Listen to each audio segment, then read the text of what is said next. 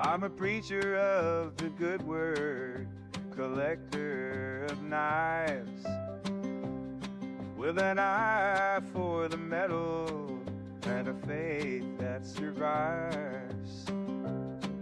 Where others see rust, I see honor and life. Each blade tells the story, sharper than strife.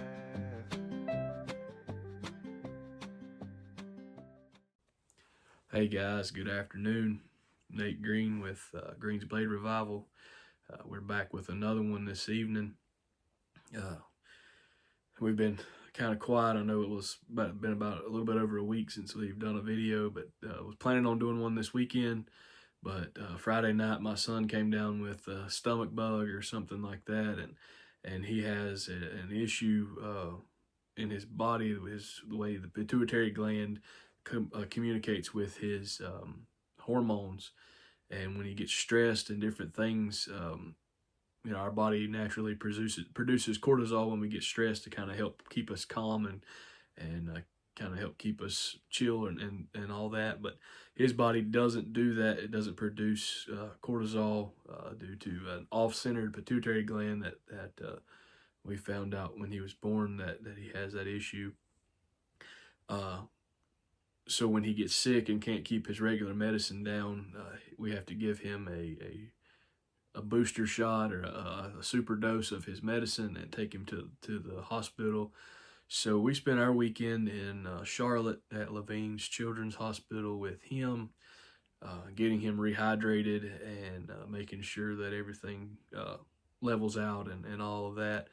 And then in the meantime, Sunday morning, my father went to the hospital. He had a mild heart attack during the night.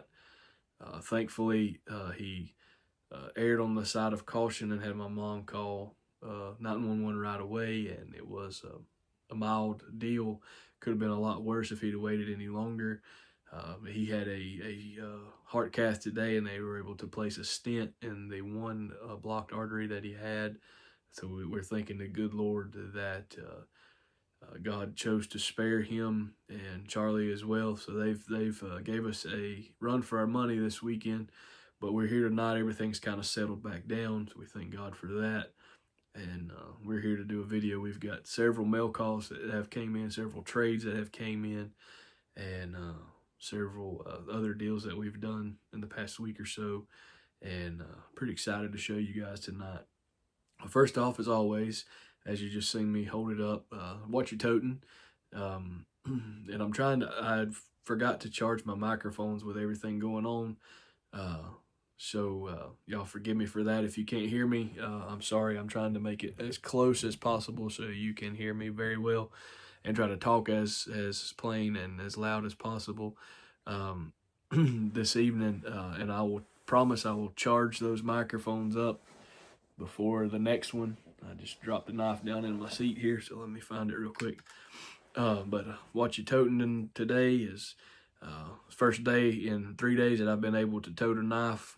Due to the hospital rules in Charlotte, I couldn't have any knives, and I had some in my pocket today at our hospital, but they're not as strict, and it's not as a populated area, and not as much stuff goes on there. So I was able to put stuff back in my pockets, and I was pretty excited about it.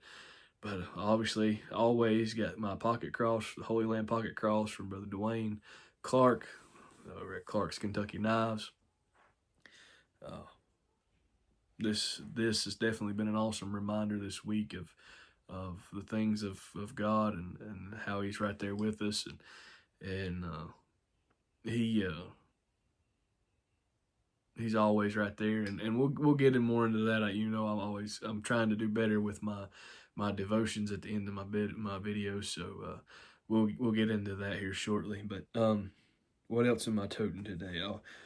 This kind of goes into one of the trades that I've done with Brother Kevin over at Alabama Knife and Tool. He wanted and I can't remember if it was a 60th anniversary or a 50th anniversary buck 110 and he traded me several knives, and well, 2 knives, and then he well, I'll just wait to show this one in a second because it goes along with that, and I'll I don't want to get ahead of myself. I'll show it all at one time. But also I was toting today this mini trapper. This is an absolutely gorgeous piece that I traded brother Josh Rowland, or better known as Goat, from here local. He does shows on Sunday nights when he's not working. Goat's Knives. I've mentioned him before in my videos, but he always reaches out when he has a new 1989 because he knows that I collect them 1989 case knives. So he come to me with this one, and this one actually has a certificate of authenticity with it. And I have the box somewhere with that in it. I can't remember exactly what they call this series, but it's to do with the 100 years, obviously, from 1889 to 1989. This is a gorgeous, gorgeous curly maple, I believe it is, 1989 mini trapper. Absolutely beautiful. And if you can see here, I don't know if you can, if it will, you kind of see there where my finger is. It's numbered 337 there on the bolster. It is a 1 dot with the lightning bolt S's. It's a 1989, my birth year. But that show side is gorgeous. But check out the pile side. It is the pile side, excuse me. It is just as beautiful. The grains of wood, it's absolutely. I mean, this knife is, if it's not mint, it's very close. So I probably won't carry it too much, but I wanted to carry it today. Beautiful clip point blade on that main blade. It's just, I mean, the snap is awesome. And I'm carrying that today in this slip here. This is from brother Billy McKay.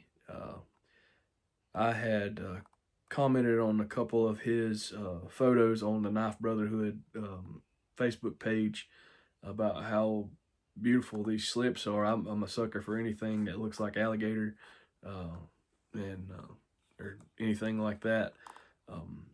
So I commented a couple times on a couple of his videos saying how awesome they were, and if I could where I could get one. I think I may have asked him where I could get one, and next thing I know, I got a package while we were in Charlotte with 4 of them in it, and they're all absolutely beautiful. I won't pull them all out for sake of time, but just look at the craftsmanship and the quality of these sheaths. And he makes them himself, or these slips, I'm sorry.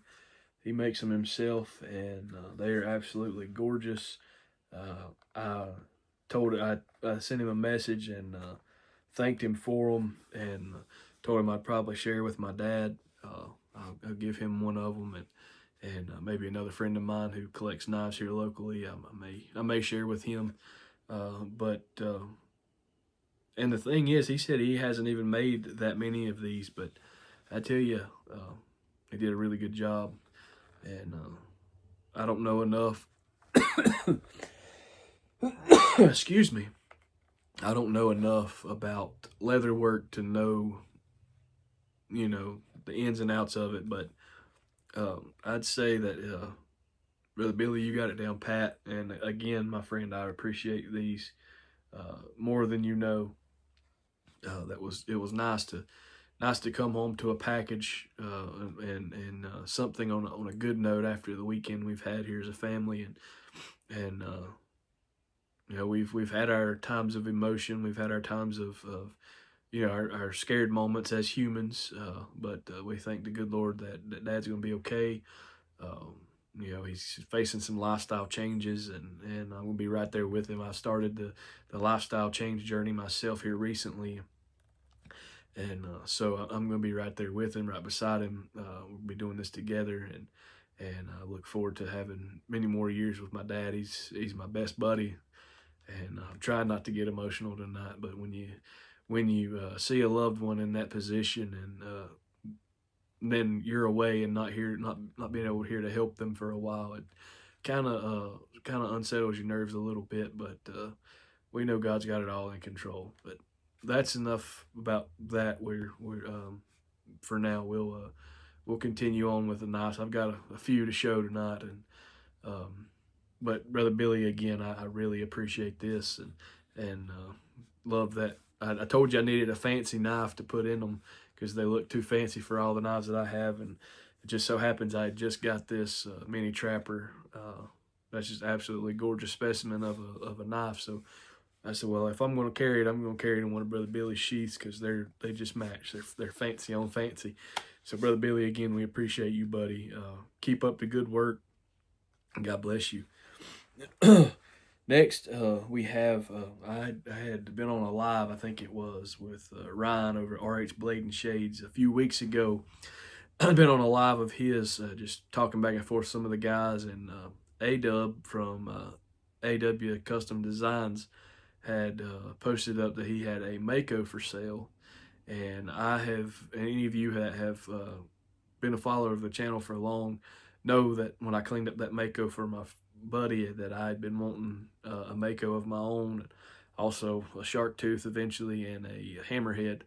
Well, Brother Aaron had posted that he had this shark tooth for sale, and for the price that he wanted for it, I couldn't say no. So this came in last week, and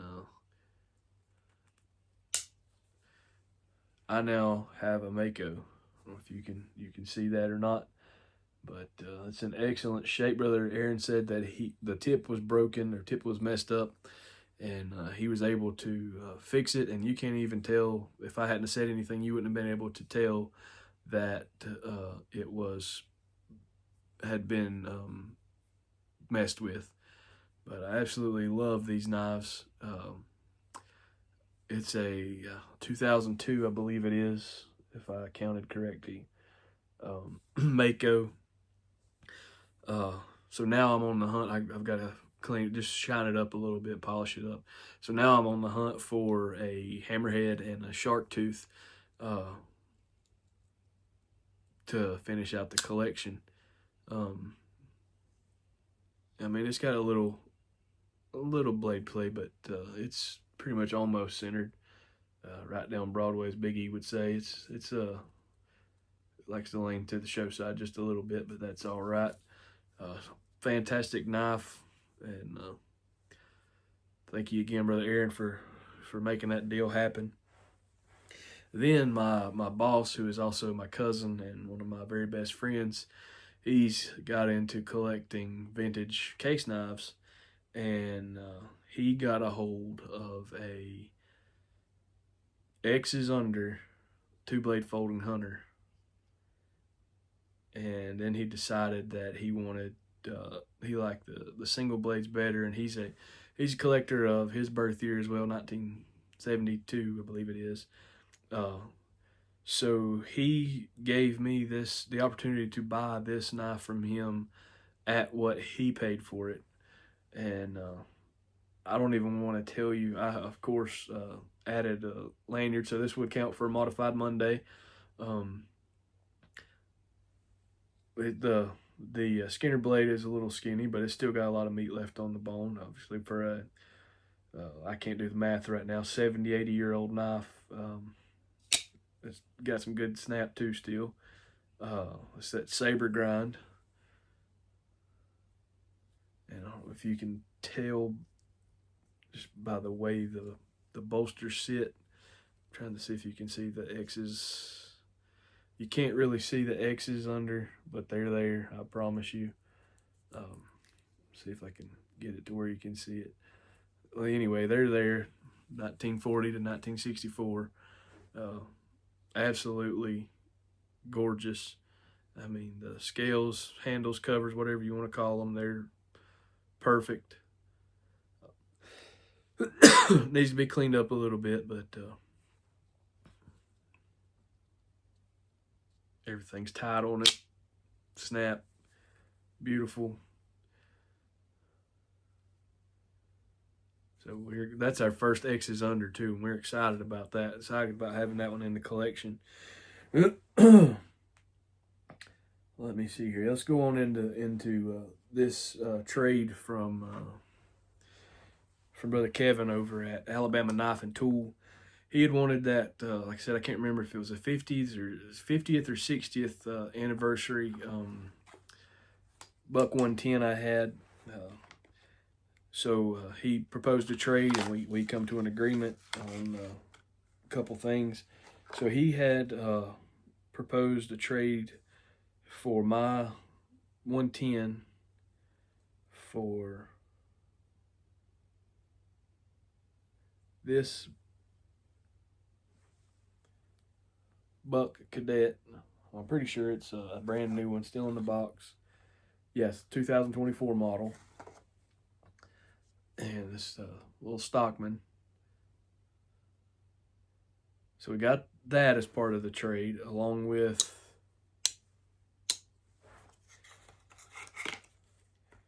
I got a lap full of knives here, so y'all bear with me. I'll dig through them, along with this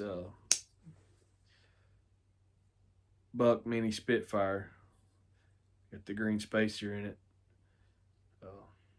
I actually didn't like these knives when I first got to hold one, and we were up in Tennessee, and I got to mess with one. I didn't like them at first, but I held them again at a different place and started messing with it, and kind of grew on me real quick, like. And so that was the trade. That's what we traded for. I traded these two knives for my buck 110. So then when I opened the package the other day when it comes, I have a Kershaw box. And I'm like, what in the world did you do, Kevin? So he not only sends me the two knives that we traded for, he sends me a brand new in the box. And that was my fault. I messed up the opening. Kershaw Blur. And I've never really, I've owned a couple of Kershaws. Most of them are the old serrated blades that come out back in the day, and they were always given to me or something. I never really cared for serrated blades or anything like that, but I absolutely love this. I carried it today. The Ken Onion design. Absolutely love anything green. That's my favorite color, green and orange. And it's got the textured covers on it for good grip. And it's got that spring-assisted opening on it. That is just, well, it's not want to do it now for some reason because I'm trying to show you. There it goes. So I absolutely love this knife. But that's not all. And I know this video is getting kind of long, but it'll be okay. You just keep watching. He also sent what Bubba over at Bubba's EDC has dubbed Darth Vader of the Ozark Trail knives. And I'm having trouble. I'm tired, y'all. Sent this guy, and I agree with Bubba. It is definitely more flippy out of the box than the Stormtrooper, and absolutely love this knife. I'll probably tote this one tomorrow. Haven't toted it yet. Also, and speaking of trades, and I'm trying to think, I'm sorry, y'all, it's been a long few days. I did a trade with Brother Chris Gary over at Upstate Blade Collector. He's gracious enough to send me a couple stickers. So thank you for that, Chris, and I sent him some as well in the trade. So he wanted a couple of older Remingtons that I had, and for some reason I couldn't get rid of those things. But Brother Chris is a Remy guy, so he wanted them. So we proposed a trade, or he proposed a trade, and after going back and forth a few times, we settled on something. So he sent me this, and I don't know how to tell the years on these or if anything like that. First one I've had is a German knife. It's a Fighting Rooster, and it is absolutely gorgeous. It's got the Teiners on the blades, of course, and I think I'm going to leave this one like it is just because on this main blade, and I don't know if we can figure out how to see it or not, but it says it has the word temptation on it, and I'm scared if I try to go to clean on it and sand on it to get the bird, not the birds, the pitting and stuff out of it, I'm going to mess up that inscription, so, or the etching. So I'm just going to leave it as is. I'll probably put this one up and not tote it or anything like that. But the covers on this, and I cannot remember that word that these are called, this type material, but they're in excellent shape. It's beautiful red color, red and black swirly color, uh, that I love. Uh, Pretty good. And then along with that, he sent this new old stock Parker. It's from Japan. Uh, it's a 1983, as far as I can tell, just from the date on the etching on the blade. It says Oldham County Day, Oldham County Day, LaGrange, Kentucky, 1983. It's numbered number 28 on the bolster, and I'm assuming this would be like the equivalent to a 75 pattern Case Stockman, but it is absolutely gorgeous. Got the bone handles.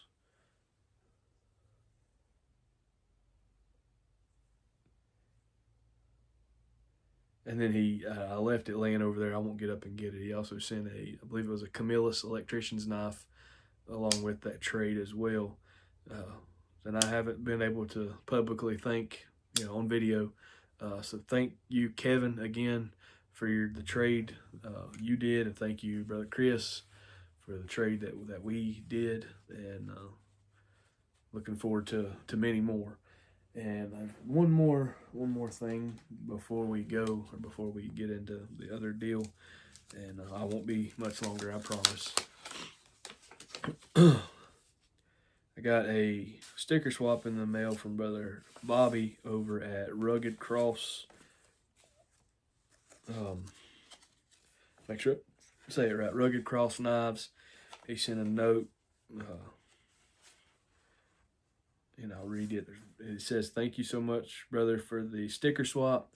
I love what you do with your channel. Keep it up, my friend. God bless you, Bobby." And Bobby, I echo those words to you as well. I've been able to watch some of your videos here recently, your sticker swaps and your package openings and different things. And keep up the good work. And one day I'm going to get one of those knives. That one I commented on today was absolutely gorgeous. One day when I'm able to do so, I'm going to get one of those.